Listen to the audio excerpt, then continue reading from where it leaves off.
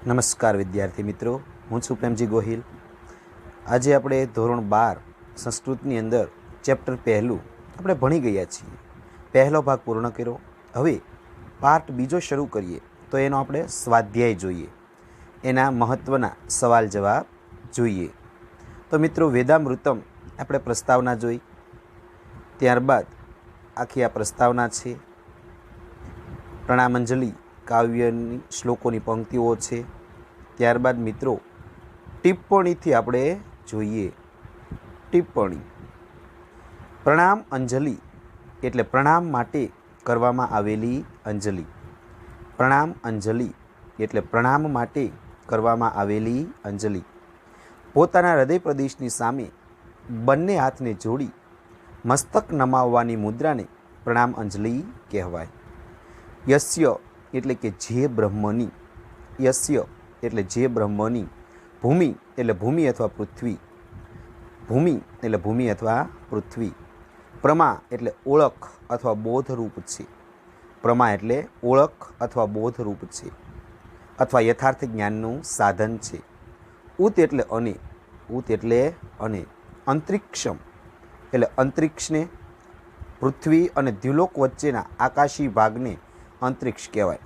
પૃથ્વી અને દ્યુલોક, દ્યુલોક એટલે સ્વર્ગલોક, પૃથ્વી અને દ્યુલોક વચ્ચેના આકાશી ભાગને અંતરિક્ષ કહેવાય। ઉદરમ એટલે પેટ, ઉદરમ એટલે પેટ। દિવમ એટલે દ્યુલોક એટલે કે સ્વર્ગ, દિવમ એટલે દ્યુલોક એટલે કે સ્વર્ગ।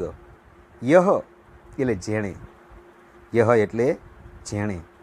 મૂર્ધાનમ એટલે મસ્તક, માથાના રૂપમાં, મૂર્ધાનમ એટલે મસ્તક અથવા માથાના રૂપમાં। ચક્રે એટલે કરવું, બનાવવું, કર્યા છે અથવા બનાવ્યા છે, ચક્રે એટલે કર્યા છે અથવા બનાવ્યા છે। તે જયેષ્ઠાય, જયેષ્ઠ અથવા સૌથી મોટા એવા, જયેષ્ઠાય જયેષ્ઠ અથવા સૌથી મોટા એવા। બ્રહ્મણે એટલે બ્રહ્મને, પરમાત્માને। નમઃ અમારા નમન થાવો, નમઃ અમારા નમન થાવો, અર્થાત એટલે કે હું પ્રણમામી એટલે પ્રણામ કરું છું। ત્યારબાદ બીજા શ્લોકના શબ્દાર્થો જોઈએ। યસ્ય એટલે જે બ્રહ્મની, યસ્ય એટલે જે બ્રહ્મની। સૂર્ય એટલે સૂર્ય અથવા આદિત્ય। ચક્ષુઃ એટલે આંખ રૂપ છે, ચક્ષુઃ એટલે આંખ રૂપ છે। ચ એટલે તથા અને। પુનર્નવઃ એટલે ફરી ફરીને થતો, પુનર્નવઃ એટલે ફરી ફરીને થતો। ચંદ્રમા એટલે ચંદ્ર પણ આંખરૂપ છે। અગ્નિમ એટલે કે અગ્નિને, અગ્નિમ એટલે અગ્નિને। યહ એટલે જેણે, યહ એટલે જેણે। આસ્યમ એટલે પોતાનું મુખ, આસ્યમ એટલે પોતાનું મોઢું અથવા મુખ। ચક્રે એટલે બનાવ્યું છે, ચક્રે એટલે બનાવ્યું છે। તસ્મે એટલે કે તે જયેષ્ઠાય, તે જયેષ્ઠને અથવા સૌથી મોટા એવાને। બ્રહ્મણે એટલે બ્રહ્મને, પરમતત્વ પરમાત્માને। નમઃ અમારા નમન હો, નમઃ અમારા નમન હો, અર્થાત એટલે કે હું પ્રણામ કરું છું। પ્રાર્થના: પરમેશ્વરે આપેલી તમામ શક્તિને ખર્ચી નાખ્યા પછી ખૂટતી શક્તિની પ્રાપ્તિ માટે કરાતી યાચના। પ્રાર્થના: પરમેશ્વરે આપેલી તમામ શક્તિ ખર્ચી નાખ્યા પછી ખૂટતી શક્તિ માટે કરાતી યાચના। ઇન્દ્ર એટલે હે ઇન્દ્રદેવ। શ્રેષ્ઠાની અતિશય ઉત્તમ પ્રકારના। દ્રવિણાની એટલે દ્રવ્યોને, પદાર્થોને અથવા ધનને। અસ્મે એટલે અમને। ધેહી એટલે ધારણ કરાવો, ધેહી એટલે ધારણ કરાવો અથવા અમારામાં મૂકો। દક્ષસ્ય એટલે કર્મ કરવાની, દક્ષતા નિપુણતાની। ચિત્તિમ એટલે ખ્યાતિને। અસ્મે એટલે અમને। ધેહી એટલે ધારણ કરાવો, આપો અથવા અમારામાં મૂકો। સુભગત્વમ એટલે સૌભાગ્યને, સુભગત્વમ એટલે સૌભાગ્યને। સારા ધનવાનપણાને, સૌભાગ્યને અથવા સારા ધનવાનપણાને. અસ્મે એટલે અમને. દેહી એટલે ધારણ કરાવો અથવા આપો. રયિણામ એટલે તમે આપેલા ધનની અથવા સંપત્તિની. રયિણામ એટલે તમે આપેલા ધનની અથવા સંપત્તિની. પોષમ એટલે પુષ્ટિને અથવા સમૃદ્ધિને. પોષમ એટલે પુષ્ટિને અથવા સમૃદ્ધિને. અસ્મે એટલે અમને. દેહી એટલે ધારણ કરાવો અથવા આપો. તનુ નામ એટલે શરીરના અંગોની અથવા પુત્રોની. તનુ નામ એટલે શરીરના અંગોની અથવા પુત્રોની. અરિષ્ટિમ એટલે અહિંસાને. અરિષ્ટિમ એટલે અહિંસાને. અસ્મે એટલે અમને. દેહી એટલે ધારણ કરાવો અથવા આપો. વાચઃ એટલે વાણીની. વાચઃ એટલે વાણીની. સ્વાદમાનમ એટલે સ્વાદુતાને, સરસતાને. સ્વાદુતાને અથવા સરસતાને. અસ્મે એટલે અમને. દેહી એટલે ધારણ કરાવો અથવા આપો. અહમ એટલે અહામ એટલે દિવસોના. અર્હામ એટલે દિવસોના. સુદિનત્વમ એટલે સારા દિવસોને. દિવસોના સારા દિવસોને. અહામ એટલે દિવસોના અને સુદિનત્વમ એટલે સારા દિવસોને. અસ્મે એટલે અમને. દેહી એટલે ધારણ કરાવો. ત્યારબાદ ચોથો શ્લોક. મેઘામ એટલે મેઘાને અથવા બુદ્ધિને. મે એટલે અમને. વરુણ એટલે વરુણ દેવતા. દદાતુ એટલે આપવું અથવા આપો. મેઘામ એટલે મેધાને. મેધા એટલે બુદ્ધિ, શ્રેષ્ઠ બુદ્ધિ. અગ્નિમ એટલે કે અગ્નિ દેવતા. દદાતુ એટલે આપો. પ્રજાપતિ એટલે પ્રજાના પાલક દેવ.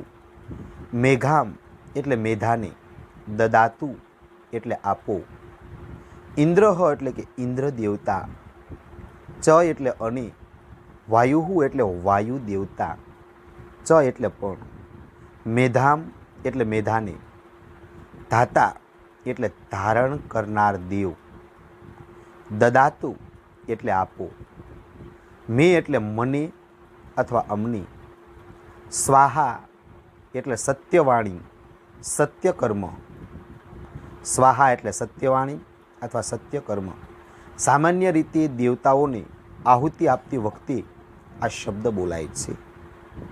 સંકલ્પ મનમાં કરવામાં આવેલો વિચાર અથવા કરવા ધારી રાખેલું કોઈ કાર્ય. સંકલ્પ મનમાં કરવામાં આવેલો વિચાર અથવા કરવા ધારી રાખેલું કોઈ કાર્ય. ત્યારબાદ સુસારથી એટલે સારો સારથી અથવા રથને ચલાવનાર. સુસારથી એટલે સારો સારથી અથવા રથને ચલાવનાર. સુસારથી એટલે સારો સારથી અથવા રથને ચલાવનાર. અશ્વાન એટલે રથમાં જોડાયેલા ઘોડાઓને. અશ્વાન એટલે રથમાં જોડાયેલા ઘોડાઓને. ઈવ એટલે જેમ. ઈવ એટલે જેમ. યત મનુષ્યાન મનુષ્યોને. જેમ મનુષ્યોને. નેનિયતે એટલે લઈ જાય છે. નેનિયતે એટલે લઈ જાય છે. તેમ. અભિશુભિ એટલે લગામ દ્વારા. વાજિનઃ એટલે ઘોડાઓને. ઈવ એટલે જેમ. હત પ્રતિષ્ઠમ એટલે હૃદયમાં પ્રતિષ્ઠિત થયેલું. જીરમ એટલે જીર્ણ ન થનારું એવું અથવા એકદમ યુવાન. જવિષ્ઠમ એટલે અત્યંત વેગવાળું. તત એટલે તે. મે એટલે મારું. મનઃ એટલે કે મન. શિવ સંકલ્પમ એટલે કલ્યાણકારી સંકલ્પ કરનારું. અસ્તુ એટલે થાવું. ત્યારબાદ વેદોપદેશ વેદોનો ઉપદેશ. વેદોપદેશ વેદોનો ઉપદેશ. મોઘમ વિંદતે, મોઘમ એટલે વ્યર્થમાં, અન્નમ એટલે કે અન્નને અથવા અનાજને, વિંદતે એટલે પ્રાપ્ત કરવું અથવા મેળવવું, વિંદતે એટલે પ્રાપ્ત કરવું અથવા મેળવવું. અપ્રચેતા એટલે પ્રકૃષ્ટ જ્ઞાન, અપ્રચેતા એટલે કે પ્રકૃષ્ટ જ્ઞાન એટલે કે પોતાની પાસેથી વસ્તુનું દાન કરવું જોઈએ એ પ્રકારના જ્ઞાન. એટલે પોતા અપ્રચેતા એટલે પોતાની વસ્તુનું દાન કરવું જોઈએ એ પ્રકારનું જ્ઞાન. આપણી પાસે જે વસ્તુ હોય તેનું જ્ઞાન દાન કરવું, બીજાની વસ્તુનું નહીં. અથવા પ્રકૃષ્ટ જ્ઞાન વગરનો, દાન કરવાનો જેના મનમાં વિચાર નથી આવતો તેવો. પ્રકૃષ્ટ જ્ઞાન વગરનો, અપ્રચિતા એટલે પ્રકૃષ્ટ જ્ઞાન વગરનો અથવા દાન કરવાનો જેના મનમાં વિચાર નથી આવતો તેવો. સત્યમ એટલે સાચું અથવા હકીકત, સત્યમ એટલે સાચું અથવા હકીકત. બ્રવીમી એટલે કહું છું, બ્રવીમી એટલે કહું છું. વધહ એટલે કે વધ, પોતાની હત્યા, વધહ એટલે વધ, પોતાની હત્યા. ઈત એટલે જ, સહ એટલે તે, તસ્ય એટલે તેનો, ન એટલે નહીં. અર્યમણમ એટલે અર્યમા દેવતાને. જે ઉદાર કે સજ્જન એવી વ્યક્તિને અર્યમા કહેવાય. અર્યમણમ એટલે કે ઉદાર કે સજ્જન એવી વ્યક્તિ. પુષ્યતિ એટલે પોષતો નથી, નો એટલે નહીં. સખાયમ એટલે મિત્રને અથવા દોસ્તને. કેવલાધહ એટલે કેવળ પાપવાળો, જે માત્ર પાપને જ આચરે છે તેવો. ભવતી એટલે બની રહે છે અથવા હોય છે. કેવલાદિ એટલે એકલો ખાનારો, એકલ પેટો. કેવલાદિ એકલો ખાનારો અથવા એકલ પેટો. કેવલાધહ એટલે કે કેવળ પાપવાળો, જે માત્ર પાપને જ આચરે છે તેવો. ત્યારબાદ મંત્ર સાર. આ મંત્રમાં દાન નહીં કરનાર વ્યક્તિની નિંદા કરવામાં આવી છે. આવો માણસ સાચી સમજ વગરનો છે. આવી સાચી સમજ વગરના માણસને જો અન્ન મળ્યું હોય તો એ નકામું જ છે, કેમ કે અન્ન તો વહેંચીને વાપરવાની, ખાવાની વસ્તુ છે. વળી એકલાએ ખાધેલું અન્ન તો ખાનાર માણસને માટે વધરૂપ પુરવાર થાય છે. માત્ર પોતાને જ ખાનારો માણસ હકીકતમાં તો અન્ન નથી ખાતો, પરંતુ પાપને ખાય છે. કેવળ પોતે જ ખાનારી અને અન્યને અન્ન ન આપનારી અર્થાત અદાનશીલ વ્યક્તિ અન્ન નહીં પણ પાપ ખાય છે. ત્યારબાદ મિત્રો સંધિ. વિશેષ પ્રસ્તુત પાઠમાં આવેલા મંત્રોમાં અને નીચે જે રેખાઓ દોરવામાં આવેલી છે તે સ્વરના ચિહ્નો છે. આવા સ્વર 3 પ્રકારના છે: ઉદ્દાત, અનુદાત અને સ્વરિત. અક્ષરની ઉપરના ભાગે કરવામાં આવેલી ઊભી લીટી સ્વરિત સ્વર કહેવાય. અક્ષરની નીચેના ભાગે મૂકવામાં આવેલી આડી લીટી અનુદાત સ્વર કહેવાય. જ્યારે ઉદ્દાત સ્વર માટે કોઈ ચિહ્ન કરવામાં આવતું નથી. આ પ્રકારે થતું સ્વરાંકન વેદ મંત્રના ઉચ્ચારણ વખતે ઉપયોગી બને છે અને ક્યારેક જે તે શબ્દનો અર્થ કરવામાં નિર્ણાયક બને છે. ત્યારબાદ રૂપકમ. પ્રથમ 2 મંત્રોમાં રૂપક છે. માનવ શરીરમાં જેમ માથું, આંખ, મુખ તથા ઉદર છે, તેમ આ સંસારરૂપી શરીરમાં અંતરિક્ષમ એટલે કે પૃથ્વી અને દ્યુલોક વચ્ચેનો આકાશીય ભાગ, ઉદર એટલે કે પેટ છે, દિવમ એટલે દ્યુલોક અને મૂર્ધા એટલે કે મસ્તક કે માથું છે, સૂર્ય એટલે કે સૂર્ય અને ચંદ્રમાં આંખ રૂપ છે, અને અગ્નિને જેનું આસ્યમ એટલે પોતાનું મુખ બનાવ્યું આવા જયેષ્ઠ બ્રહ્મને નમન છે. ભાષામાં જ્યારે રૂપક વગેરેનો પ્રયોગ કરીને કોઈ વાત કરવામાં આવે છે ત્યારે તે ભાષા અલંકૃત ભાષા બની રહે છે.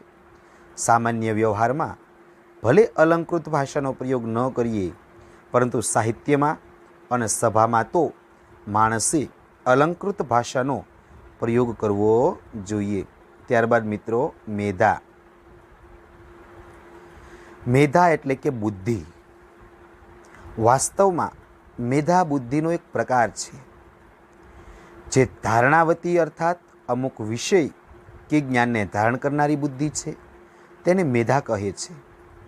વિદ્યાધ્યયનની પ્રક્રિયામાં ગુરુ શિષ્યને કોઈ બાબત શીખવે છે. અહીં શીખવવાનો મતલબ ગુરુની બુદ્ધિમાં જે વાત પડી છે તે શિષ્યની બુદ્ધિમાં પહોંચે. ગુરુના વાજબી પ્રયત્નથી શિષ્યની બુદ્ધિમાં જે તે વાત પહોંચે તો છે, પણ તે ટકતી નથી, વિસ્મરણ થઈ જાય એટલે કે ભૂલાઈ જાય છે. પરંતુ જો શિષ્ય પાસે મેધા હોય તો ગુરુ પાસેથી પ્રાપ્ત કરેલું જ્ઞાન શિષ્યની બુદ્ધિમાં કાયમ માટે સ્થિર થઈ જાય છે. પ્રસ્તુત મંત્રમાં આ પ્રકારની ધારણાવતી બુદ્ધિની પ્રાર્થના કરવામાં આવી છે. ત્યારબાદ મિત્રો ત્રીજું વિવરણાત્મક નોંધ. શિવ સંકલ્પમ મનઃ. મનને એક ઇન્દ્રિય તરીકે માનવામાં આવે છે. તે જ્ઞાનેન્દ્રિય અને કર્મેન્દ્રિય એમ બંને ઇન્દ્રિયની ભૂમિકા અદા કરે છે. વળી મનને સંકલ્પ અને વિકલાત્મક તરીકે પણ ઓળખવામાં આવે છે. સંકલ્પ અને વિકલ્પ એ એક રીતે તો વિચારની દિશાઓ છે. સંકલ્પમાં જે તે કાર્યને કરવાનો દ્રઢ નિર્ધાર હોય છે અને વિકલ્પમાં કરું કે ન કરું એમ એક પ્રકારની દ્વિધા હોય છે. દ્વિધા એટલે મુશ્કેલીઓ. સંકલ્પ આવકારદાયક છે, વિકલ્પ નહીં. આવકારદાયક સંકલ્પની પણ બે દિશાઓ છે, શિવ અને અશિવ. શિવ એટલે કલ્યાણ અને અશિવ એટલે અકલ્યાણ. અહીં સંકલ્પની દિશા હંમેશા શિવની રહે છે, કલ્યાણની રહે છે તેવી કામના કરવામાં આવી છે. તે પાપકર્મ બની રહે છે. આથી માણસનું મન શિવ સંકલ્પ કરીને માણસ જે કર્મ કરે છે તે પુણ્ય કર્મ બની રહે છે. જે કર્મ કરવામાં આવે છે, જ્યારે શિવેતર સંકલ્પ કરીને જે કર્મ કરવામાં આવે છે તે પાપ કર્મ બની રહે છે. આથી માણસનું મન શિવ સંકલ્પ કરનારું બની રહે તેવી આ વેદ મંત્રમાં પ્રાર્થના છે. તો મિત્રો આ 2 માર્ક્સની અંદર વિવરણાત્મક નોંધ પૂછાય છે. ત્યારબાદ મિત્રો આપણે જોઈએ હવે સ્વાધ્યાય જે છે તે આપણે જોઈએ. તો સ્વાધ્યાયની અંદર જે શ્લોકો છે આપણે ઉપર ભાષાંતર તો સમજી જ લીધું છે, પરંતુ તેનું અનુવાદ સહ શબ્દો સહ ભાષાંતર પણ અહીં આપવામાં આવેલું છે. તો મિત્રો તે આપણે જોઈએ. ભૂમિ જેના યથાર્થ જ્ઞાનનું સાધન છે અને અંતરિક્ષ જેનું પેટ છે તથા દ્યુલોકને જેણે પોતાના મસ્તક પર ધારણ કર્યો છે તે જ્યેષ્ઠ બ્રહ્મની અમારા નમન હો. ત્યારબાદ મિત્રો બીજો શ્લોક આપણે જોઈએ. તો બીજા શ્લોકની અંદર સૂર્ય તથા વારંવાર નવીન થનારો ચંદ્રમા જેના નેત્રો છે, જેણે અગ્નિને પોતાનું મુખ બનાવ્યું છે, તેવા જ્યેષ્ઠ બ્રહ્મને અમારા નમન હો. ત્યારબાદ મિત્રો પ્રાર્થના છે.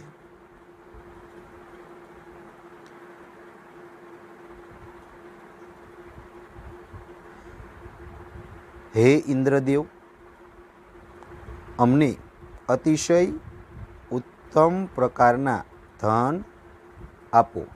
અમારામાં કર્મ નિપુણતાની પ્રસિદ્ધિ તથા સૌભાગ્યને ધારણ કરાવો. તમે આપેલા ઐશ્વર્યની વૃદ્ધિ તથા શરીરની નિરોગીતા આપો. અમને વાણીની મધુરતા આપો. તો ત્યારબાદ મિત્રો બીજો શ્લોક છે, તેમાં જ વરુણદેવ. હે વરુણદેવ, હે પ્રજાપાલક અગ્નિદેવ, અમને ઉત્તમ બુદ્ધિ આપો. હે ઇન્દ્ર અને વાયુદેવ, એ ધારણ કરતા પરમાત્મા દેવ, અમને શ્રેષ્ઠ બુદ્ધિ પ્રદાન કરો. એના માટે આ આહુતિઓ સમર્પિત છે. ત્યારબાદ મિત્રો સંકલ્પ જોઈએ.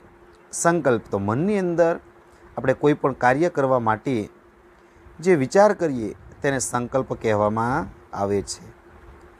તો એ સંકલ્પ બાદ એ શ્લોક જોઈએ. સુસારથી અશ્વાન, તો કે જેમ કુશળ સારથી ઘોડાઓને દોરે છે તેમ મન મનુષ્યોને દોરે છે. સારો સારથી જેમ લગામોથી ઘોડાઓને કાબૂમાં રાખે છે તેમ મન મનુષ્યોને અથવા પ્રાણીઓને અંકુશમાં રાખે છે. હૃદયમાં રહેલું જે સર્વદા યુવાન છે, અતિશય વેગવાન છે, તે મારું મન શુભ સંકલ્પોવાળું થવું. ત્યારબાદ મિત્રો વેદોપદેશ, વેદોનો ઉપદેશ. વેદોપદેશ જે છે તેની અંદર શ્લોક જોઈએ.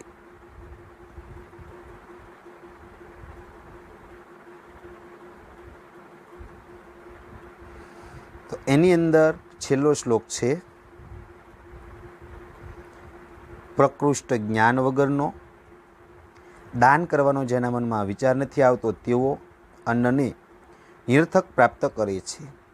સાચું કહું છું તે પોતાનો જ વધ કરે છે. જે અર્યમા દેવતાને કે ઉદાર કે સજ્જનને કે મિત્રને પૂછતો નથી તે એકલો ખાનારો એકલ પેટો માત્ર પાપને જ આચરે છે. તો મિત્રો આ છે એ આપણે શ્લોકોનું ભાષાંતર જોયું અને હવે આપણે સ્વાધ્યાય જોઈએ. સ્વાધ્યાયની અંદર જોઈએ તો મિત્રો સૌથી પહેલાં નીચે આપેલા વિકલ્પોમાંથી સાચો વિકલ્પ પસંદ કરી અને ઉત્તર લખો. પહેલો દિવમ યહ ચક્રે, 4 વિકલ્પો છે. દિવમ યત ચક્રે, તો મૂર્ધાનમ, ઉદરમ, ચક્ષુ કે આસ્યતામ. તો પહેલામાં આવશે મિત્રો એ મૂર્ધાનમ, દિવમ યત ચક્રે મૂર્ધાનમ. ત્યારબાદ મિત્રો બીજો શ્લોક છે તનુના નામ ખાલી જગ્યા ધેહી ચિત્તિમ અરિષ્ટિમ સ્વાદમાનમ કે સુભગત્વમ. તો અરિષ્ટિમ, તો શરીરની નિરોગીતા આપો.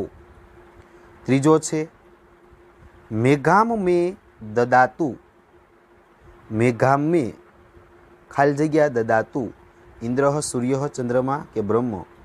તો પહેલામાં આવશે એ ઇન્દ્ર, મેઘામ મે ઇન્દ્ર દદાતુ. ત્યારબાદ ચોથું માનવસ્ય મન કીદૃશ વર્તતે. તો માનવસ્ય મન હૃત પ્રતિષ્ઠિમ વર્તતે. માનવસ્ય મન હૃત પ્રતિષ્ઠિમ વર્તતે એટલે હૃદયમાં સ્થિર રહેલું. પાંચમો કહ મોઘમ અન્નમ વિંદતે.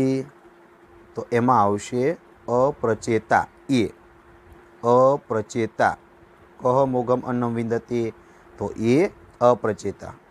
છઠ્ઠું બ્રહ્મણઃ પ્રમા કા અસ્તિ. તો બ્રહ્મની પ્રમા એટલે યથાર્થ જ્ઞાનની ઓળખ શું છે? તો ભૂમિ. બ્રહ્મન પ્રમા એટલે યથાર્થ જ્ઞાનનું સાધન અથવા ઓળખ, તો ભૂમિ. અગ્નિમ યહ ચક્રે ખાલી જગ્યા. તો અગ્નિને જેણે શું બનાવ્યું છે? તો કે આસ્યમ એટલે પોતાનું મુખ. અગ્નિને જેણે પોતાનું મુખ બનાવ્યું છે. ઇન્દ્ર અસ્મે ખાલી જગ્યા પોષમ ધેહી. તો એમાં આવશે રયિણામ સી કે હે ઇન્દ્રદેવ અમને રયિણામ એટલે ધનની સંપત્તિ આપો, અમને અતિશય ઉત્તમ પ્રકારના ધન આપો, ધનની સમૃદ્ધિ આપો. નવમું સુસારથી અશ્વાન કીદૃશ્યમ નિયતે. સારો સારથી ઘોડાઓને કઈ રીતે લઈ જાય છે? શેના દ્વારા લઈ જાય છે? તો અભિશુભી એટલે લગામો દ્વારા. અભિશુભી એટલે લગામો દ્વારા. અને 10મું કહ કેવલાદો ભવતી. કોણ પાપી બને છે? તો કે કેવલાદો કેવલાદી એટલે કે એકલો ખાનારો. કેવો માણસ પાપી બને છે? તો કે કેવલાદી, માત્ર એકલો ખાનારો પાપને આચરે છે. તો મિત્રો આપણે વિકલ્પો જોયા. હવે ત્યારબાદ પ્રશ્ન બીજો, નીચેના પ્રશ્નોના ગુજરાતી ભાષામાં ઉત્તર લખો. નીચેના પ્રશ્નોના ગુજરાતી ભાષામાં ઉત્તર લખો. જયેષ્ઠ બ્રહ્મનું માથું અને ઉદર કોને કહ્યું છે? શ્રેષ્ઠ પરમ તત્વને નમસ્કાર કરતા ઋષિએ ધ્યુલોકને જ્યેષ્ઠ બ્રહ્મનું માથું અને અંતરિક્ષ તેમનું ઉદર કહ્યું છે. બીજો પ્રશ્ન મિત્રો જોઈએ તો મેઘા આપવા માટે કયા કયા દેવોને પ્રાર્થના કરવામાં આવી છે?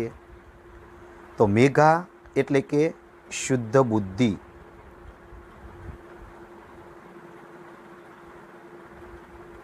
મેઘા એટલે કે શુદ્ધ બુદ્ધિ. તે પ્રાપ્ત કરવા માટે ઋષિ વડે વરુણદેવ, પ્રજાપતિ બ્રહ્મદેવ, અગ્નિદેવ, ઇન્દ્રદેવ અને વાયુદેવને પ્રાર્થના કરવામાં આવી છે. ત્યારબાદ ત્રીજો, મનુષ્યનું મન કેવું છે?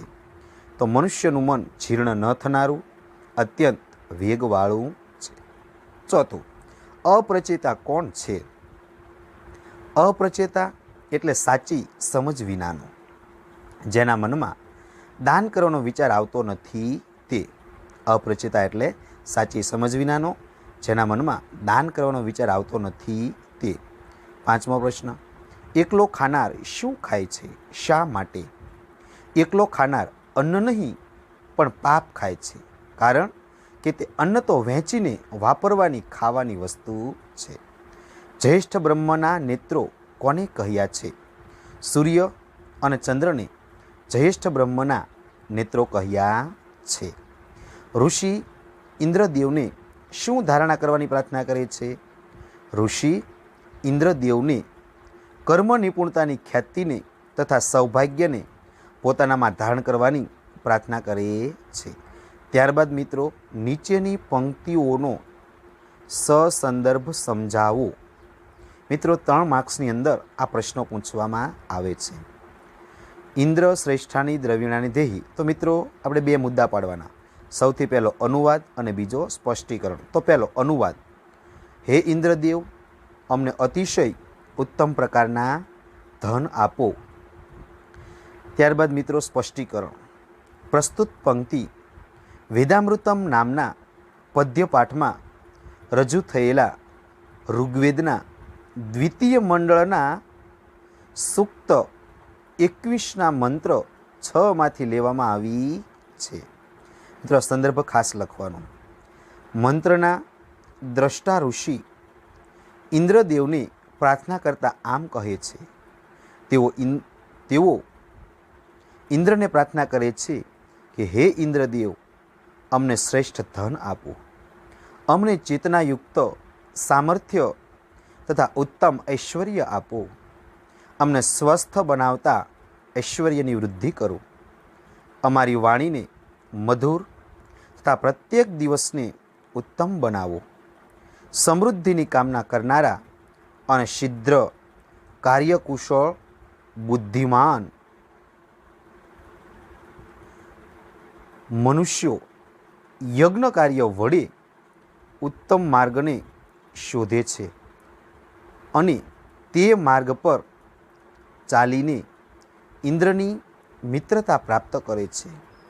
શ્રેષ્ઠ પથ પર ચાલનારા લોકો સાથે જ ઇન્દ્ર મિત્રતા કરે છે અથવા આવા લોકોનો જ ઇન્દ્ર મિત્ર બને છે. જે મનુષ્યની વાણીમાં મધુરતા હોય છે તથા જે અન્યોની સાથે મધુર ભાષા બોલે છે, તેના સર્વ દિવસો સુખપૂર્વક પસાર થાય છે. તેનો કોઈ શત્રુ હોતો નથી. તેને સર્વ પ્રકારના ધન પ્રાપ્ત થાય છે. તે ધનથી ઉત્તમ સૌભાગ્ય પ્રાપ્ત થાય છે. તે સૌભાગ્યને લીધે તે હંમેશા પ્રસન્ન મનવાળો બને છે અને જે મનથી પ્રસન્ન હોય તેનું શરીર પણ હષ્ટપુષ્ટ બને છે. તેની વાણીની મધુરતા જ સર્વ સુખોનું મૂળ છે. આમ પ્રસ્તુત મંત્રમાં ઋષિ પ્રાર્થના દ્વારા એકી સાથે 6 બાબતોને આવરી લે છે. જીવનયાપન માટે ધન અત્યંત આવશ્યક છે, પરંતુ ધનની સમૃદ્ધિ આવતા મનુષ્યએ મધુર ભાષી બનવું જોઈએ. અહંકાર, મદ વગેરે ત્યજી દેવા જોઈએ. સૌનો મિત્ર બનનાર જન પર ઇન્દ્રની કૃપા વરસે છે અને તેથી તેને ધનની વૃદ્ધિ તથા શરીરની નિરોગીતા પ્રાપ્ત થાય છે. આમ ધન અને સમૃદ્ધિ, કીર્તિની ઈચ્છા કરનારા લોકોએ કાર્ય નિપુણ તથા મધુરભાષી બનવું જોઈએ. ત્યારબાદ મિત્રો બીજો સંદર્ભ, તન્મે મનઃ શિવ સંકલ્પમ અસ્તુ. તે મારું મન શુભ સંકલ્પો વાળું થાવું. સ્પષ્ટીકરણ. પ્રસ્તુત પંક્તિ વેદામૃતમ નામના પદ્ય પાઠમાં રજૂ થયેલા યજુર્વેદના અધ્યાય 34ના મંત્ર 6માંથી ઉદ્ધૃત કરવામાં આવી છે, એટલે લેવામાં આવી છે. આ મંત્રાર્થ યજુર્વેદના સુપ્રસિદ્ધ શિવ સંકલ્પ સૂક્તના પ્રસિદ્ધ મંત્રનો એક અંશ છે, જેમાં મન તથા માનસિક વૃત્તિઓનું પ્રતિપાદન અત્યંત ઉપાદેય રીતે કરવામાં આવ્યું છે. પ્રસ્તુત મંત્રના ઋષિ પોતાનું મન કલ્યાણકારી સંકલ્પવાળું બને તેવો શુભ સંકલ્પ વ્યક્ત કરે છે. આ માટે તેઓ જણાવે છે કે સારો સારથી જેમ ઘોડાઓને દોરે છે, તેમ હૃદયમાં રહેલું જે ચંચળ અતિશય વેગવાળું છે તે મારું મન શિવ સંકલ્પવાળું થાવું. સંકલ્પની બે દિશાઓ છે, શિવ અને અશિવ. શિવ એટલે કલ્યાણ અને અશિવ એટલે અકલ્યાણ. મારું મન કલ્યાણકારી વિચારોવાળું થાવું બનો તેવી શુભ ભાવના અહીં વ્યક્ત કરી છે. જે મન જાગ્રત અવસ્થામાં પણ દૂર સુધી ગમન કરે છે અને નિદ્રાવસ્થામાં પણ ઘણે દૂર સુધી જાય છે, જે સંપૂર્ણ પ્રાણીઓના શરીરમાં વિદ્યમાન છે તથા જે અમર પ્રકાશ જ્યોતિ સ્વરૂપ છે, જેના વિના કોઈ પણ કાર્ય સંપાદન કરવું શક્ય નથી, તે મારું મન શ્રેષ્ઠ કલ્યાણકારી સંકલ્પોથી યુક્ત થાવું. જે વૃદ્ધાવસ્થા રહિત સદા યુવાન છે, તે મને હંમેશા ઉત્તમ વિચારો અને શુભ કાર્યોમાં પ્રેરે. આ પ્રમાણે શુભ શિવ સંકલ્પ કરીને જે મનુષ્યો કર્મ કરે છે તે હંમેશા પુણ્યકર્મ બની રહે છે, જ્યારે અશુભ સંકલ્પોથી કરવામાં આવેલું કર્મ પાપ કર્મ બની રહે છે. ત્યારબાદ મિત્રો ત્રીજો સંદર્ભ, કેવલાદો ભવતી કેવલાદી. કેવલાદો ભવતી કેવલાદી એટલે કે એકલો ખાનારો કેવળ પાપી બને છે. એકલો ખાનારો કેવળ પાપી બને છે. સ્પષ્ટીકરણ. તો આ મંત્રાશ વેદામૃતમ નામના પદ્યપાઠમાં રજૂ થયેલા ઋગ્વેદના મંડળ 10 સૂક્ત 117ના મંત્ર 6માંથી લેવામાં આવ્યો છે.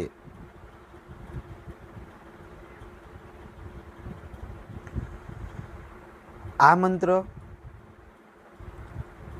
ઋગ્વેદના સુપ્રસિદ્ધ ભિક્ષુ સૂક્ત કે દાન સ્તુતિનો મંત્ર છે, જેમાં ઋષિ કહે છે કે જેના હૃદય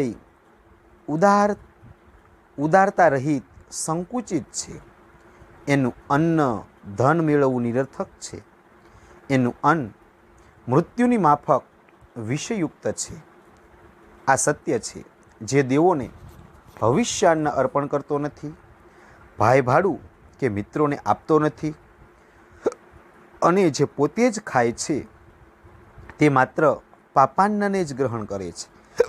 અહીં દાન ન કરનારની નિંદા કરતા ઋષિ જણાવે છે કે દાન આપવું જોઈએ એવી જેનામાં સમજ નથી, એવા માનવને જો અન્ન કે ધન મળ્યું હોય તો એ વ્યર્થ જ છે.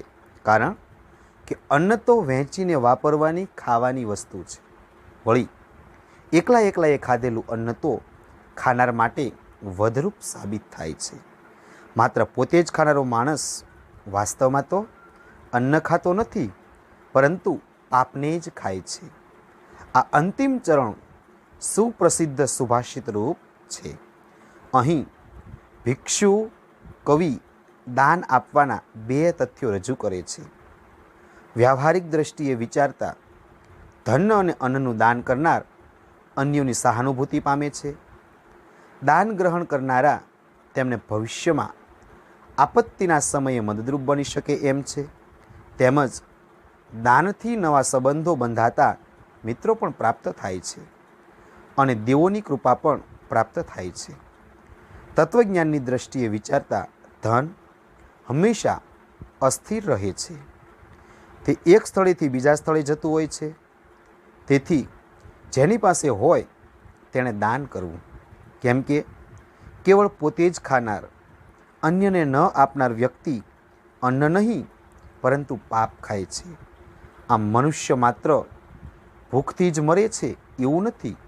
બહુ ખાનારને પણ મૃત્યુ તો આવે જ છે. તેથી અન્ન ધન વહેંચીને જ ખાવું જોઈએ. એવા સુવચનને અહીં વક્રોક્તિથી રજૂ કરવામાં આવ્યું છે. ત્યારબાદ મિત્રો ચોથો, તસ્મે જયેષ્ઠાય બ્રહ્મણે નમઃ. તે શ્રેષ્ઠ પરમ તત્વને અમારા નમન હો. આ પંક્તિ વેદામૃતમ નામના પદ્યપાઠમાં રજૂ થયેલા અથર્વવેદના કાંડ 10 સૂક્ત 7ના મંત્ર 32-33માંથી લેવામાં આવી છે. પ્રસ્તુત મંત્રોના દ્રષ્ટા ઋષિએ સમગ્ર સૃષ્ટિમાં વ્યાપીને રહેલા તે જયેષ્ઠ બ્રહ્મને પ્રણામ કરીને પ્રણામાંજલિ આપી છે. આ મંત્રમાં ઋષિ કહે છે કે ધરતી બ્રહ્મની ઓળખરૂપ છે, જેના પગના તળિયા સમાન છે. અંતરિક્ષ જેનું ઉદર છે અને દ્યુલોકને જેનું પોતાનું મસ્તક છે, તે શ્રેષ્ઠ બ્રહ્મને નમન હો. સૂર્ય અને પોતાની કળાઓથી ફરી ફરીને નવીન થતો ચંદ્ર, જેના નેત્રો છે, અગ્નિને જેણે પોતાનું મુખ બનાવ્યું છે, તેવા શ્રેષ્ઠ પરમ તત્વને અમારા નમન થાવું. માનવને જેમ આંખ, મુખ, મસ્તક વગેરે અંગો હોય છે, તેમ જગત સ્રષ્ટા પરમ તત્વને માનવનું રૂપક આપીને સૂર્ય, ચંદ્ર, દ્યુલોક, અંતરિક્ષલોક વગેરેને તેમના અંગો કલ્પવામાં આવ્યા છે. જયેષ્ઠનો અર્થ સૌથી મોટો છે, પણ અહીં જયેષ્ઠ એટલે ઉત્તમ, શ્રેષ્ઠ, પરમ તત્વ એવો થાય છે. તેનો અર્થ ગુણ, શ્રેષ્ઠ એવો પણ થાય છે. અહીં સંસાર રૂપી શરીરના અંતરિક્ષને પેટ, દ્યુલોકને મસ્તક, સૂર્યચંદ્ર બે આંખ તથા અગ્નિને તેનું મુખ કલ્પીને આવા જયેષ્ઠ બ્રહ્મને નમન કરવામાં આવ્યા છે. ત્યારબાદ મિત્રો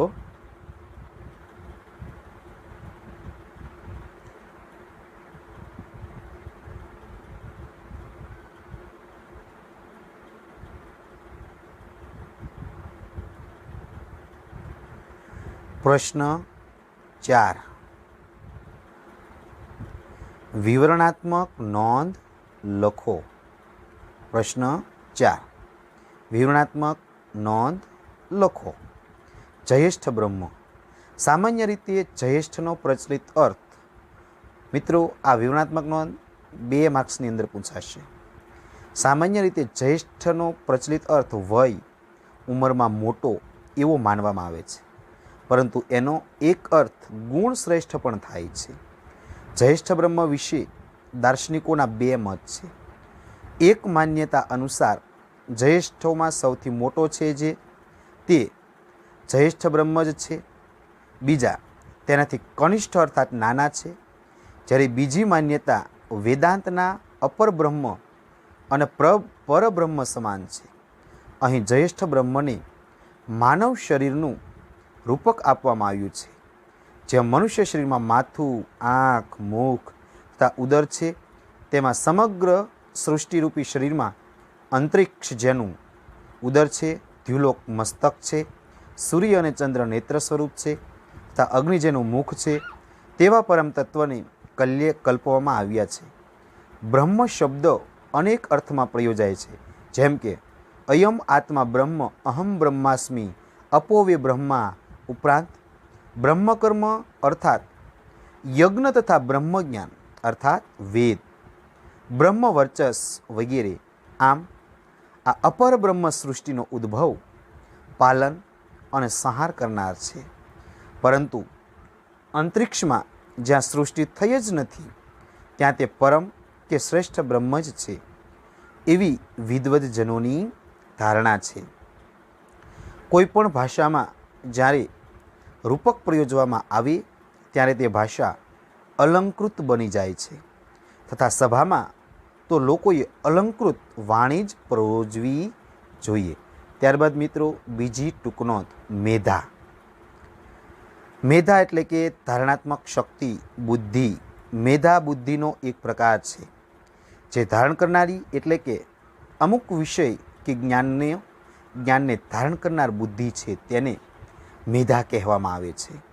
સ્મરણરૂપી બુદ્ધિની ધારણા શક્તિ મેધા છે. વાંચો. ધીરધારણાવતીમ મેધા, શુદ્ધ બુદ્ધિ જેના પર કામ, ક્રોધ, લોભ વગેરે વિકારોની અસર થતી નથી. તે માત્ર જ્ઞાનનું કાર્ય કરનારી સ્વચ્છ બુદ્ધિ છે. અધ્યાપન કાર્ય વખતે ગુરુ શિષ્યને જે શીખવે છે તે જ્ઞાન શિષ્યના મનમાં સ્થિર થાય તે માટે ગુરુના ઉચિત પ્રયાસોથી તે શિષ્યની બુદ્ધિમાં સ્થિર થાય છે. પણ કેટલાક સમય પછી તેનું વિસ્મરણ થઈ જાય. પરંતુ જો શિષ્ય પાસે મેધા હોય તો ગુરુ પાસેથી મેળવેલું જ્ઞાન તેની બુદ્ધિમાં હંમેશ માટે સ્થિર થઈ જાય છે. ત્રીજું મન. મનને એકાદશ ઇન્દ્રિય રૂપે ઓળખવામાં આવે છે. એકાદશ એટલે 11મી. તે જ્ઞાનેન્દ્રિય અને કર્મેન્દ્રિય એમ બંને રીતે કાર્ય કરતું હોવાથી તેને ઉભયેન્દ્રિય એટલે બંને પ્રકારની ઇન્દ્રિય કહેવામાં આવે છે. સંકલ્પ અને વિકલ્પ એ મનોવિચારની દિશાઓ છે, અવસ્થાઓ છે. સંકલ્પમાં જે તે કાર્યને કરવાનો દ્રઢ નિશ્ચય હોય છે, જ્યારે વિકલ્પમાં આ કાર્ય કરું કે ન કરું એમ એક પ્રકારની દ્વિધા હોય છે. સંકલ્પ આવકારદાયક છે, વિકલ્પ નહીં. આવકારદાયક સંકલ્પ પણ દ્વિવિધ હોય છે, કલ્યાણકારક અને અકલ્યાણકારક. મનુષ્ય સંકલ્પનો પ્રકાર હંમેશા કલ્યાણકારી રહે તેવી ઈચ્છા કરવાની હોય છે. આમ મનની અતિશય વેગવાન અને ચંચળ વૃત્તિઓ પર અંકુશ પ્રાપ્ત કરીને શિવ સંકલ્પ વડે જે માનવ કર્મ કરે છે તે પુણ્ય કાર્ય ધર્મ કાર્ય બને છે.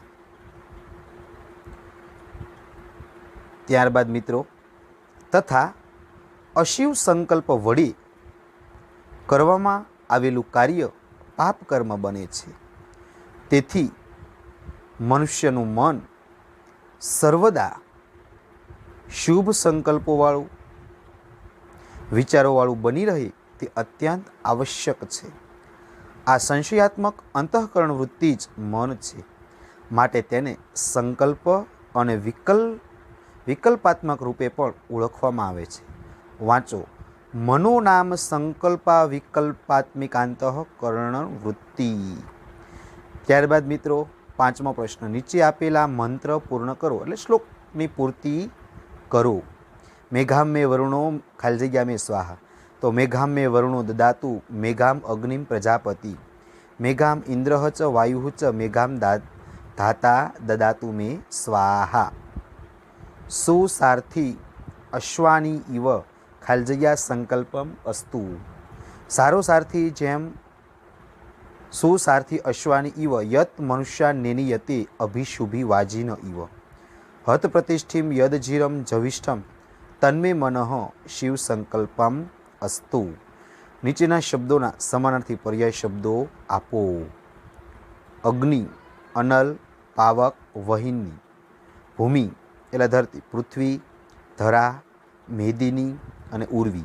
સૂર્ય, આદિત્ય, ભાનુ, ભાસ્કર, રવિ, માર્તાંડ, દિવાકર. ચંદ્રમા એટલે ઇન્દુ, શશાંક, શીતાંશુ અને નિશાકર. વાચ, ગિરા, ભારતી, સરસ્વતી, વાણી. અરિષ્ટિમ શુભગત્વમ, અહિંસામ, શુભઃ, અરોગમ. સ્વાદમાનમ સ્વાદિષ્ટમ, સુસ્વાદુતા, માધુર્ય મધુર સુંદર. દિવમ ત્રિવિષ્ટપમ, દ્યુલોકઃ તનુઃ દેહ, વપુ કાયઃ એટલે કે શરીર, મેઘા એટલે બુદ્ધિ, મતિહિ અને પ્રજ્ઞા, મોઘમ એટલે વ્યર્થ અર્થવિહીન, નિરર્થકમ વૃથા, અશ્વ એટલે વાજી, તુરંગ ઘોટક એટલે કે ઘોડો. નીચેના વિકલ્પોમાંથી પ્રશ્નોના ઉત્તર સંસ્કૃતમાં આપો. કહ પુનર્નવ ભવતી સૂર્ય ચંદ્રમા, તો ચંદ્રમા પુનર્નવઃ ભવતી. રાયઃ પોષમ કહ વદતી, તો ઇન્દ્રઃ રાયમ પોષમ દદાતિ. રાયઃ સુસારથી મનુષ્યાન કિમિવ નેનીયતે, સુસારથી મનુષ્યાન અશ્વાન ઇવ નેનીયતે. ત્યારબાદ મિત્રો વિશેષ વધારાની પણ ટૂંક નોંધો છે, એ તમે માત્ર જોઈ લો. વિવરણાત્મક નોંધ: રૂપકમ છે, ઇન્દ્ર છે, અગ્નિ છે, ધાતા અને અપ્રચેતા. રૂપક પ્રથમ બે મંત્રોમાં રૂપક છે. જ્યારે કોઈ પણ પદાર્થ કે બાબતનું વર્ણન અથવા પ્રકટીકરણ કરવામાં આવે ત્યારે તેને રૂપક કહેવામાં આવે. રૂપકનો એક અર્થ નાટક પણ થાય છે. તેમજ રૂપક અલંકારનો પણ એક પ્રકાર છે. માનવ શરીરમાં જેમ મસ્તક, આંખો, મુખ તથા ઉદર વગેરે અંગો હોય છે, તેમ અંતરિક્ષને તેનું ઉદર, દ્યુલોકને મસ્તક, સૂર્ય અને ચંદ્રને આંખો તથા અગ્નિને તેનું મુખ કલ્પીને સર્વને વ્યાપીને રહેલા પરમ તત્વને આ માનવ શરીરરૂપી અંગોનું રૂપક કરવામાં આવ્યું છે. બ્રહ્મન એટલે પરમ શ્રેષ્ઠ આત્મા. શાસ્ત્રો પ્રમાણે બ્રહ્મ આ દ્રશ્યમાન જગતનું કારણ છે, વિશ્વનું મૂળ તત્વ છે. જ્યારે આ સૃષ્ટિમાં કંઈ નહોતું ત્યારે તે સર્વશ્રેષ્ઠ બ્રહ્મ હતું. ભાષામાં કેટલીક વાર આ પ્રમાણે રૂપકનો પ્રયોગ કરીને તેને અલંકૃત શૈલીમાં વર્ણવવામાં આવે છે. સામાન્ય સંવાદના પ્રસંગે અલંકૃત વાણી આવકાર્ય ન હોય, પરંતુ સાહિત્ય સર્જનમાં અને સભામાં તો અલંકૃત વાણી જ પ્રયોજવી જોઈએ. એ પ્રસ્તુત વર્ણનોનો હેતુ અલંકૃત એટલે સુસંસ્કૃત, સારી રીતે કરેલી શુદ્ધ ભાષા. બીજું છે ઇન્દ્ર. દેવરાજ ઇન્દ્ર. ઇન્દ્રાણી અયમ ઇતિ ઇન્દ્ર. જે શક્તિમાન છે તે ઇન્દ્ર છે. 100 અશ્વમેઘ યજ્ઞ કરીને ઇન્દ્રપદની પ્રાપ્તિ કરી શકાય છે. આથી ઇન્દ્રને શતક્રતુ પણ કહે છે. શતક્રતુ એટલે 100 અશ્વમેઘ. ઇન્દ્ર સ્વર્ગની અમરાવતીમાં દેવોના રાજા તરીકે રાજ્ય કરે છે. તે ઉગ્ર તપસ્યા કરતા ઋષિમુનિઓના ઇન્દ્રપદ ન મેળવી શકે તે માટે તેમને સાધનામાંથી વિચલિત કરવા દેવાંગનાઓ અપ્સરાઓને મોકલે છે. તે પર્જન્યનો દેવ હોવાથી વર્ષા એટલે કે વરસાદ કરે છે અને સર્વ પ્રાણીઓ તેમજ વનસ્પતિઓને પોષે છે. તેનું અમોધ અસ્ત્ર છે વજ્ર. વજ્ર વડે તે પર્વતોની પાંખો તોડી નાખે છે અને વૃષ્ટિ એટલે કે વરસાદને રોકી રાખનાર મેઘોનો નાશ કરે છે. એટલે તેને વૃતહા, નમુચિહંતા, વજ્રબાહુ વગેરે નામોથી પણ ઓળખવામાં આવે છે. ભગવાન વિષ્ણુને ઇન્દ્રના નાના ભાઈ કહ્યા છે. ત્યારબાદ અગ્નિ. અગ્નિ